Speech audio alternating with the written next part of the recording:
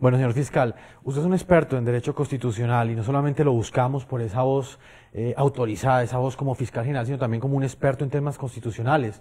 Pues usted más que nadie entiende que el Congreso es un organismo o es un poder eminentemente politizado. ¿Entregarle esa facultad a los congresistas no es politizar la justicia? Es la democracia. Realmente el gran foro democrático en el país es el Congreso de la República. Hasta este momento no se ha inventado un mejor mecanismo de administrar la democracia. Yo creo que es la gran herencia de los griegos. Los griegos, como decía Borges, se inventaron la modernidad. Todas nuestras instituciones modernas de Occidente provienen de los griegos. Y los griegos se inventaron también la democracia, la discusión, la apertura, y eso en el Estado de Derecho se da a través del Congreso, a través de la deliberación democrática.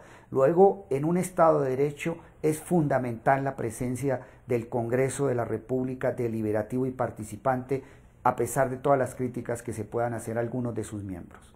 O sea, lo que usted dice es que evidentemente en algún grado sí se alcanzaría a politizar algo el tema, pues, por ejemplo, selectivo, de escoger quiénes son los máximos responsables y quiénes no lo son de un delito de lesa humanidad, fiscal. Mire, desde Aristóteles se está diciendo que una de las formas de expresión fundamentales del ser humano es la política. La política en el sentido aristotélico de la palabra, en el sentido de que hay que participar en las cosas de la ciudad, de que hay que participar en las cosas del Estado. Y el gran foro por excelencia para participar en las cosas del Estado pues es el Congreso. Por lo tanto, sus decisiones tienen que ser políticas. Políticas en el sentido de que van a decidir sobre el destino de la ciudad, sobre el destino del Estado, sobre el destino de la sociedad a través de unos diálogos incluyentes y participativos. Luego, el escenario del Congreso es esencialmente político. Pero, fiscal, un Congreso como el nuestro, como el colombiano, que ha sido seriamente cuestionado por tener relaciones con grupos armados ilegales, en este caso, por ejemplo, con los paramilitares, venimos de un proceso que está saliendo de la parapolítica. ¿Usted sí cree que tiene la legitimidad y digamos, la legalidad para, digamos, la suficiente, digamos, independencia para establecer quiénes son responsables y quiénes no son responsables? Creo en la institucionalidad. Considero que a pesar de todos los inconvenientes que se han presentado en el pasado con vínculos de algunos parlamentarios con grupos al margen de la ley, la institución del Congreso es fundamental en un Estado de Derecho y en una democracia, y para eso existe el conflicto de intereses. Si hay algún congresista que por cualquier circunstancia tiene procesos ante la Corte Suprema de Justicia por eventuales vínculos con grupos al margen de la ley, pues tiene que separarse del debate democrático, pero esa no es la generalidad del Congreso. No podemos hacer una extensión, una generalización de que cualquier miembro del Congreso, por estar allí, automáticamente tenga que señalársele y estigmatizársele con vínculos con grupos al margen de la ley. Creo que en el Congreso hay figuras prominentes, gente transparente que quiere luchar por el país, y tenemos que confiar en la institucionalidad, y más cuando se trata del Congreso de la República. Bueno, fiscal, me doy cuenta que hay un apoyo total de la Fiscalía a esta iniciativa legislativa, a esta reforma constitucional.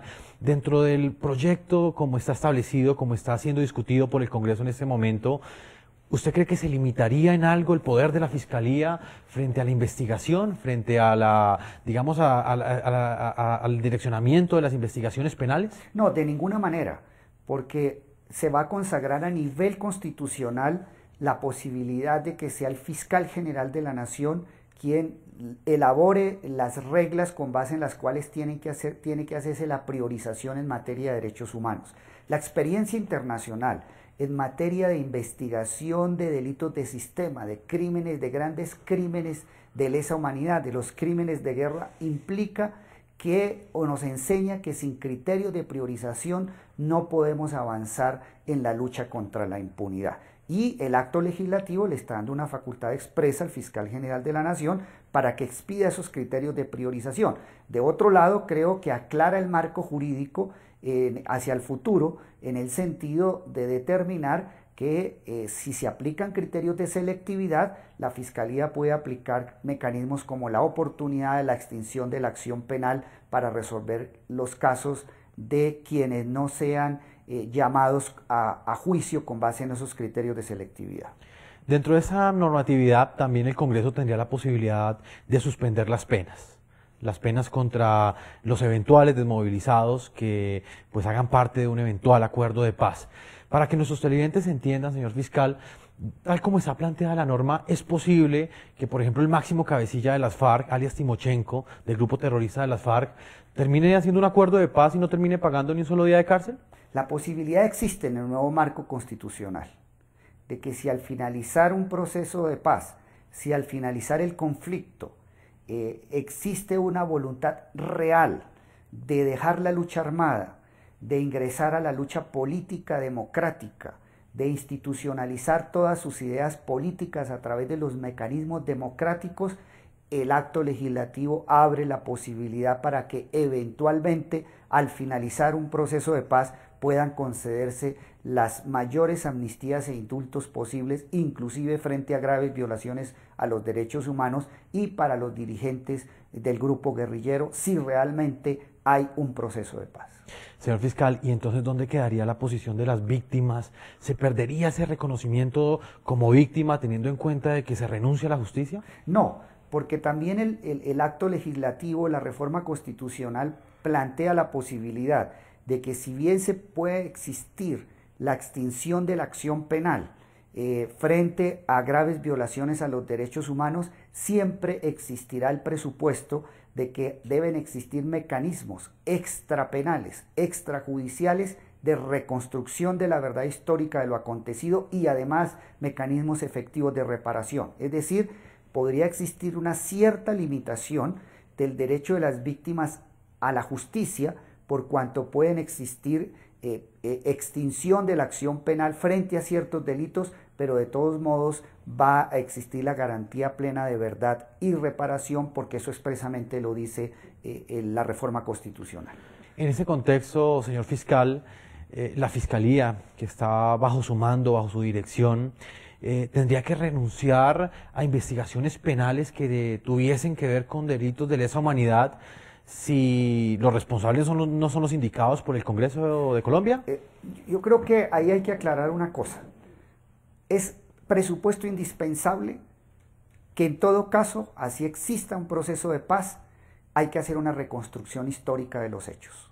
El país tiene derecho a saber cómo se cometieron estos hechos, cuáles fueron las graves violaciones a los derechos humanos que cometió la guerrilla, quiénes los ayudaron, quiénes los financiaron, cuáles eran los dirigentes políticos, si los hay, que estaban ayudando y colaborando en toda esa estrategia de las FARC de desinstitucionalizar al país, que terminó muchas veces en actos de terrorismo. Entonces es un presupuesto fundamental la reconstrucción de la verdad y del contexto histórico en que se ha dado el conflicto interno colombiano.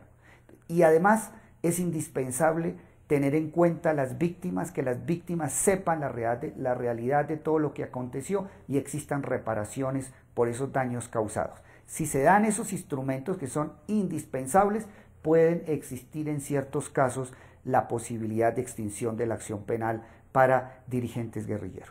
Pero en ese caso entonces la Fiscalía sí limitaría en algo sus investigaciones en lo que tiene que ver con crímenes de lesa humanidad. El hecho de que no se impongan sanciones desde el punto de vista penal no significaría sacrificar el deber de la Fiscalía de contribuir en el escenario también de los procesos penales a la reconstrucción de la verdad histórica. Es decir, aquí se cambiaría mucho la estructura de la Fiscalía General de la Nación, porque a pesar de que no existan sanciones en un caso concreto, sí es deber de la Fiscalía colaborar en la reconstrucción histórica de los hechos, tanto en el sistema penal como también en los sistemas extrajudiciales de comisiones de la verdad que tendrían que instaurarse al estilo de la que se hizo en Argentina, la famosa Comisión Sábato de la Verdad. Entonces tendríamos que establecer, a pesar de las exoneraciones de responsabilidad, claramente el contexto de realización de los hechos, reconstrucción de la verdad histórica, tanto en el sistema penal como con mecanismos extrajudiciales como las comisiones de la verdad que se instauraron en el Cono Sur y en algunas otras partes donde se ha superado el conflicto armado después de muchos años de lucha. Evidentemente, pues hablamos de verdad y hablamos de reparación. Human Rights Watch ha dicho también que esto se trata entonces de una parodia de justicia, porque realmente no va a haber justicia al final. haciendo énfasis en que evidentemente pues existirá verdad, pero finalmente justicia no existirá. Justicia sí va a existir, porque obviamente que tiene que estructurarse este tipo de procedimientos sobre la base de que las víctimas conozcan la verdad y las reparaciones. Pero justicia desde ese punto de vista, más no Sí, desde el pago de la cárcel. Pero obviamente también debemos entender que pueden existir penas alternativas, que el hecho de que no exista privación de la libertad en muchos casos no significa que no exista justicia. La única forma, no podemos entender o considerar que la única forma de respuesta al delito sea la privación de la libertad. También hay justicia cuando existen alternativas o penas alternativas a la privación de la libertad. Entonces, si se instauran mecanismos de penas alternativas distintas a la privación de la libertad, creo que esa es una forma de realización de la justicia. La privación de la libertad no es la única forma de realizar bueno, pero es la justicia. que esperan la mayoría, pues muchas víctimas, ¿no? No podríamos decir que todas, pero muchas víctimas que sufrieron en carne propia, por ejemplo, esas familias que han sido víctimas del secuestro porque un ser querido ha estado privado de la libertad o porque ha sido asesinado. Lo mínimo que esperan es que ese responsable, esa persona que no les permite hoy estar con ese ser querido, pues pague una sentencia de cárcel o pague, digamos, alguna pena ante la sociedad. Sí, pero en los procesos de justicia transicional el modelo es distinto. Cuando se trata de crear modelos de justicia, de forma de establecer justicia, cuando estamos ante la posibilidad de superar el conflicto, los criterios de justicia se modifican. En eso consiste la justicia transicional, de que son modelos que se inventa la sociedad especiales para buscar la superación de un conflicto y por lo tanto esos modelos no pueden ser juzgados o analizados con base en los criterios tradicionales o de casos de normalidad institucional. La justicia transicional implica que va a haber sacrificios. Obviamente tiene que haber sacrificios de algunos elementos o restricciones del elemento justicia, por ejemplo, de que la eventualidad de que no se prive de la libertad a una persona y se reemplacen por penas alternativas, pero es un sacrificio que admiten o una restricción que admite la Constitución colombiana y los tratados internacionales cuando se trata de conseguir la paz. Señor fiscal, ¿usted cree que el gobierno colombiano, en cabeza del presidente Juan Manuel Santos, avanza hacia un proceso de paz con los grupos terroristas? Pues es que es un deber del Estado, es un deber de las instituciones realizar la paz. Yo creo que es un deber consagrado en la Constitución dar señales inequívocas de avanzar hacia la paz. Es que es un principio constitucional, es uno de los derechos que tenemos los colombianos. Entonces un presidente de la República y las instituciones están siempre obligados a avanzar hacia los caminos que conduzcan a la paz. Es decir, como lo dijo el presidente Barco en su época, la mano tendida pero con el pulso firme.